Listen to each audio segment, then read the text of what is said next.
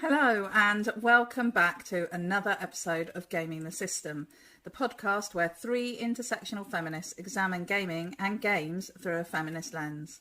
I'm your host for today, I'm Jem, and I'm here with my friends Alex and Matt. So before we get started, if you want to support us, you can subscribe to our Patreon at patreon.com/gamingthesystem for some exclusive content, or you can send us a one-off donation via PayPal to our email address, wearegamingthesystem@gmail.com.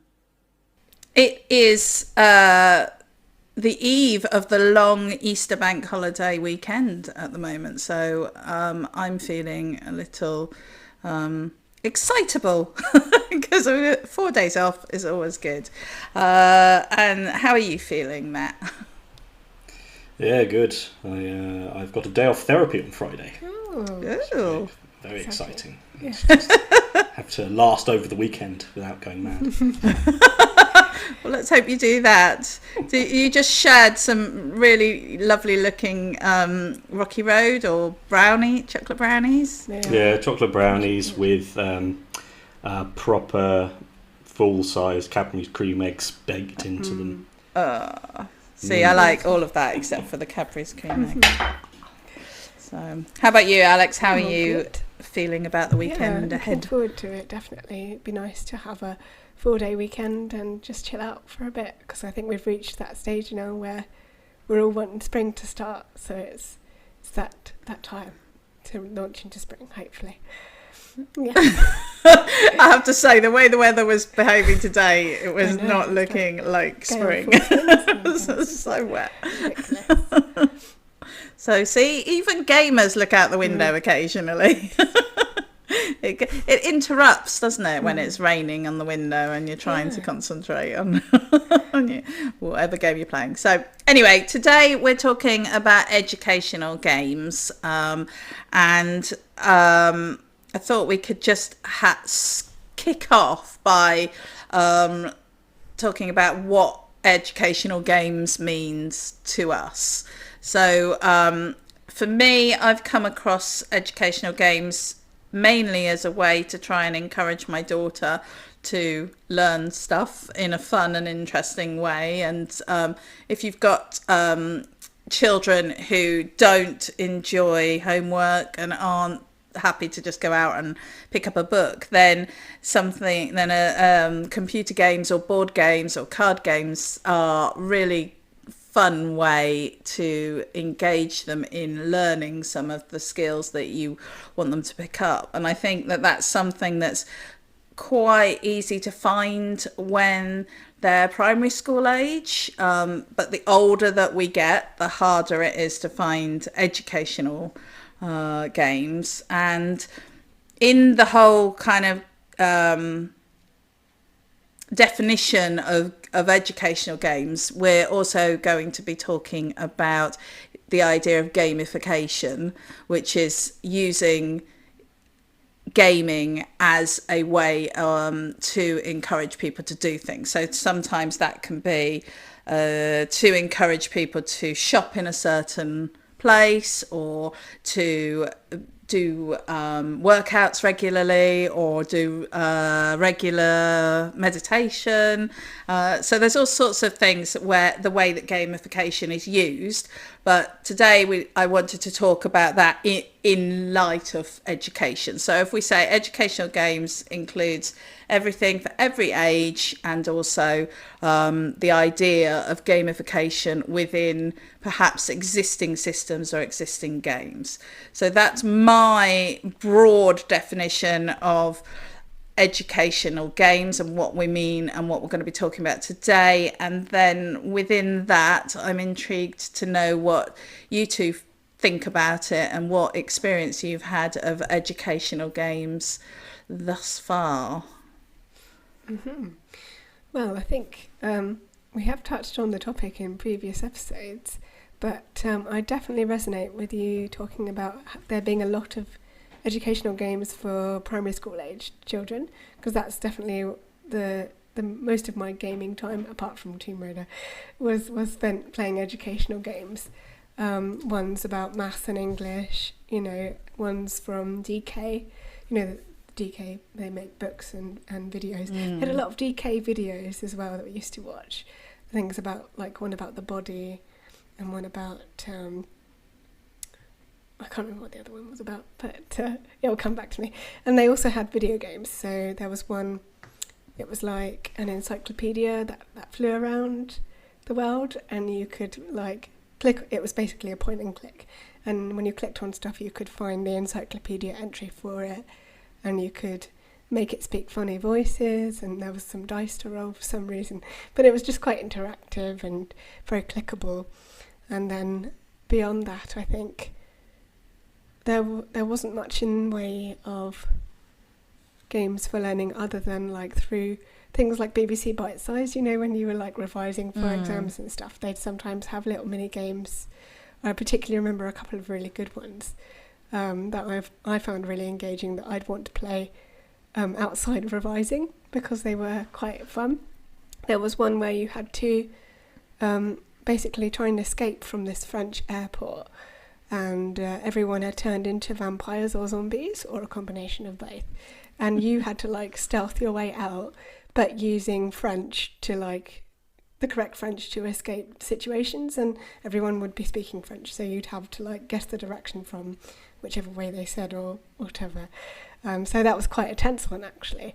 That was really good, and it was quite sort of horror-esque. And then the other one I really enjoyed, I can't remember what topic it was on, but it was basically Egyptian tomb robbing / exploring, and it was all about an archaeologist who got nearly assassinated, and then you had to kind of, like, try and solve the mystery of why. But I can't remember what topic that was directly relating to. If I had to guess, I'd probably say, like, history, but I can't remember it linking. I only clicked on it because it was Egyptology focused, and of course, having gone on to study Egyptology at university, it was like, I'm going to play this game no matter what, you know? And then into adulthood, I suppose you'd get things like the games that I've played, things like Absu and pretty much all of the Assassin's Creeds I'd count as educational, even though they involve a lot of murder. But I'll get onto those in more detail probably later. But yeah, there's definitely an absence of kind of, in that middle period, of there being games marketed directly to teenagers actually on consoles and PCs rather than, like, through educational sites. And that's my experience of it, I would say.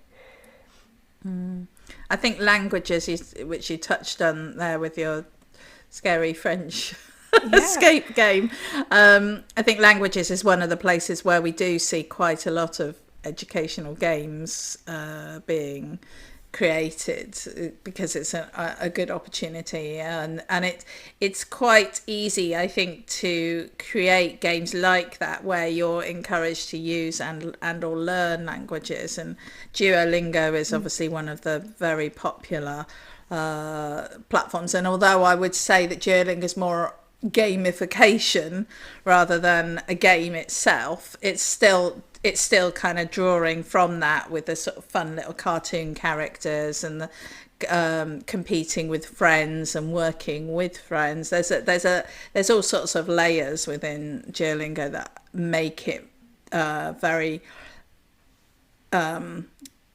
interesting to and supportive of a learning environment. And I think it also, you've touched on some of the games that are not necessarily, wouldn't be marketed as being educational, but have a really good educational impact, in that they are well researched and based on facts and based on history. And I think that's really useful as well, so you can enjoy the game and still learn something along the way. And I think that's obviously really there's a big genre, big area really, that you can, a big broad collection of games that fit into that. So thanks, Alex. What about you, Matt? What's your relationship with educational games? I think, yeah, you're right in that when you're very, very young, there are games that the point of them is you learning, whereas when you get into your early teens and onwards, the games are purely about entertainment, and you can learn things. Learning things is a byproduct of that. So, for example, playing Hellblade or God of War, you can get a glimpse into Norse mythology, and the Assassin's Creed series is probably responsible for a massive portion of young people being interested in the world in general, because there's that classic story of a kid who was on a school tour in Venice, and he could navigate his way through the city because he'd played Assassin's Creed. And just it's tricky to go into this without having to deconstruct the entire educational system of the bloody country. So yeah, most of my learning from games has been just sort of the byproduct of the games I play, rather than being, which is what there's a definite gap in the market what could be, is games where you go into them to learn. You're entertained by them and you enjoy them, but the point of them is that you're learning information or practicing skills. And that's one thing that games are perfect for, is practicing skills. If you can find a way to translate. If I realised whenever I talk holding this pen, I click it. So put that pen away. Yeah, skill practicing, because you can learn how to do any kind of like technical task. You can recreate that in a game engine. And the more sophisticated and accessible, for example, the Unreal Engine is, there is a massive gap in the market for the educational department of the government to go, okay, we're going to invest X amount of money into creating video games that can be used. The point of them is educational tools. But then immediately you go on to, well, that's only for people who have computers or consoles, and even if they've got those things, do they have enough money to get the electricity in their house, and if so, for how long, and do they have good internet? And so there are flaws in it, but again, there's such massive potential with it, and we just need to find the way to unlock it. Mm-hmm. Yeah, absolutely. And I think that there is definitely an issue with the education system in this country, but I think that's perhaps a much longer conversation to have. And I think that within the boundaries of that situation, we also have to recognise that sometimes these games are just about teaching to the exams and teaching to the tests, and that's not always fun, and it's not always something that people want to do. But sometimes I think that the learning that needs to be done can only be done in a sort of less interesting way, because it's just about learning facts and figures. But I think that using games to sort of secretly teach you is a really interesting way of learning through play, which is effectively what it is. And I think that it would be nice if, when people are designing games, that they were mindful about the fact that you might actually be able to learn something as well. So maybe that isn't the motivation for the game, but making sure that they are factually correct when they're claiming to be historical, or making sure that they factor in some of those elements, it would be a positive impact on the gamers who play those games, and that's obviously got to be a good thing for society. Well, I personally think education is a good thing for society. So yeah, I think that would be good. So do you think that educational games can actually work? I mean, we've sort of touched on it, but do you feel that people are learning, that children do learn from playing educational games? I mean, this isn't a game, but my experience myself was that when I was probably about 6 or 7, maybe even older, my parents were desperately trying to get me and my brother to learn the times tables. And we just did not do it. And so they bought this CD. Oh my gosh, I think it's probably I know. a tape, yeah, actually, back in the days, where Yeah. they just sang the times tables at you. It was like a rap.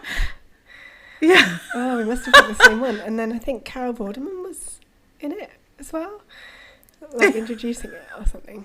Yeah. Oh my gosh. And it was just, and I remember singing the Yeah. songs. I remember learning to sing the songs. I still didn't learn the times tables.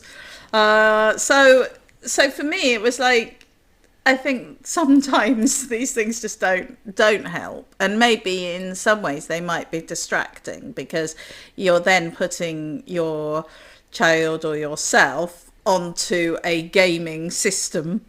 And there are many other opportunities and games out there to play. So I know for me, if I sit down to play a game on my phone, an educational game on my phone, I may well end up playing some less educational, less helpful game that I just happen to come across while I'm on it. So what do you think?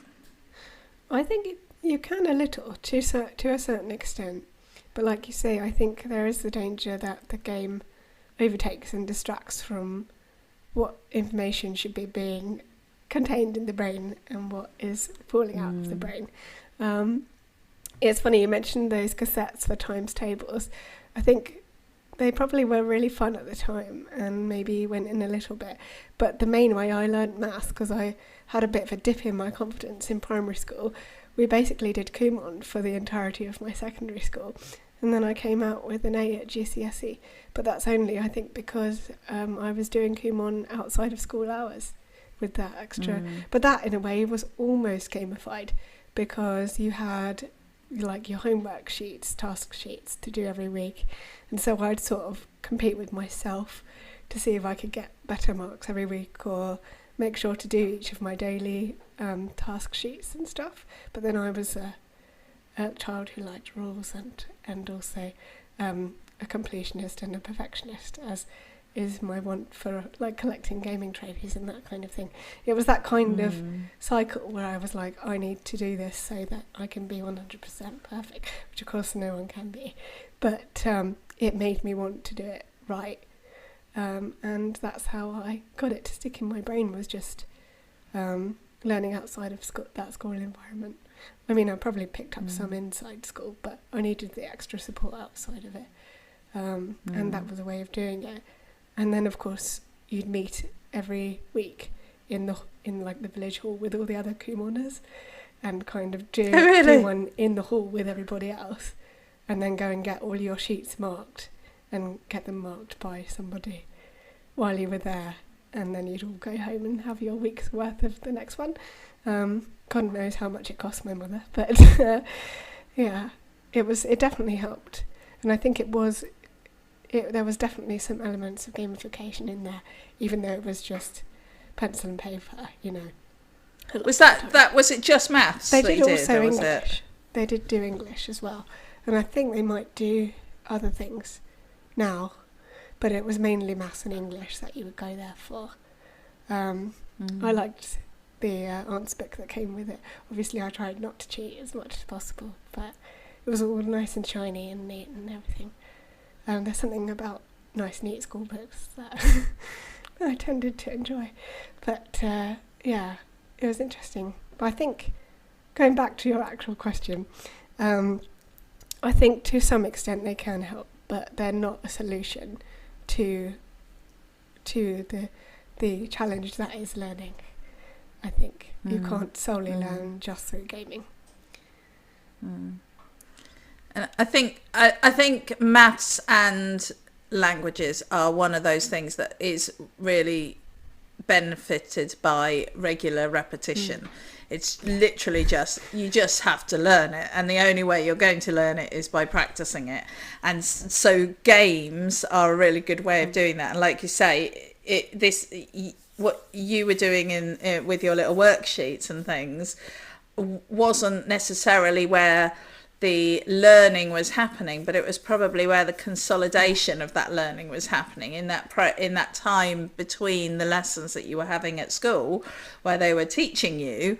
Then you were using that to sort of back that up, and so that's why a mixed method approach to learning is so useful, and why I think that things like educational games are a really good a side dish really to learning, and a way to kind of keep your hand in. What about you, Matt? What do you think? I think I'm going to have to deconstruct the education system a little bit, because you think, well, on a meta basis, what is the purpose of education? So on one half, it is you want a child to work out what they care about and what they're interested in. You also need them to have the life skills to navigate the world. And those are the things that education should be the key focus on. But we don't live in a world where people are safe enough to just pursue the things that they care about. And school doesn't prepare the majority of children for that. We get taught about kings and empires and some wars and all these elements that just they don't help society. They are even learning about extreme things like the Holocaust. It's not taught in the right way. I've been reading recently about. Have either of you heard of the comfort women? No, I haven't. So it's one of the worst things I've ever seen. It's when Japan was building its empire in the 30s and up to the end of World War II, so about 15 years, they would force teenage girls and young women into sex slavery. And these enslaved women were called comfort women, and they were kept in comfort stations, and they were raped over 100 times a day by the Japanese military. And that's one of the most horrifying things I've ever heard of in my life. And I feel like that's the sort of horror that you need to be taught about at some point. The things that are the most horrifying things that humans have done, so that you've got a gauge of the world, and being taught that this stuff happens today. We're taught about all these awful things from the past, but everything's great now. And it just... I was trying to think of a way that games can help shape the global perspective of the person who plays them. And it's really difficult, because then if you use games can be a fantastic resource for people to undertake the task of learning, but then it depends on who is deciding what they're learning. And until we until we sort that out, it's going to be more difficult. But then also you have got the fact that there has never been more information available on the internet and available in so many ways. Like on YouTube, you can Google comfort women and there'll be a dozen documentaries about it. And so the establishment and voice that we all grew up with before the internet age, that was the only voice that we were told about. Whereas now, young people have access to literally everything, and it's just enough to know that it's broken. It's not the way it needs to be, but in order to, we don't know what it'll need to be, looks like, and how to get there. But 100% games can be a profoundly powerful tool for education in the right circumstances. But then we don't know what those circumstances are. No, I think that's a really valid point. We don't know, and so I agree with the point you made right at the start of what you were saying about how education is about helping people to find out how they can be the best version of themselves, to be a little bit fluffy, but there's not really an easy way to say it. But I think it's really important for people to be able to find out how they can contribute to a better, healthier, happier society, and that is not necessarily a clear path. And the best way for people to find that is to explore and have opportunity to try as many different things as possible, and to be given as much information as possible so that they can make those choices. So I absolutely agree with what you're saying, and I think these days we are really lucky in some ways to have access to something like YouTube and the wider internet, which can provide us with information on things that before we might not have been granted access to, let alone able to get it. And I think the flip side of that is there are some very unsavory types out there trying to influence people, and there's always a flip side to these things. And I think I generally believe that education, and I mean education with a little e, really. Education is really important. I'm very much a believer in the idea that knowledge is power, and the more knowledge and more information we have, the better choices we can make for ourselves and the world and our societies.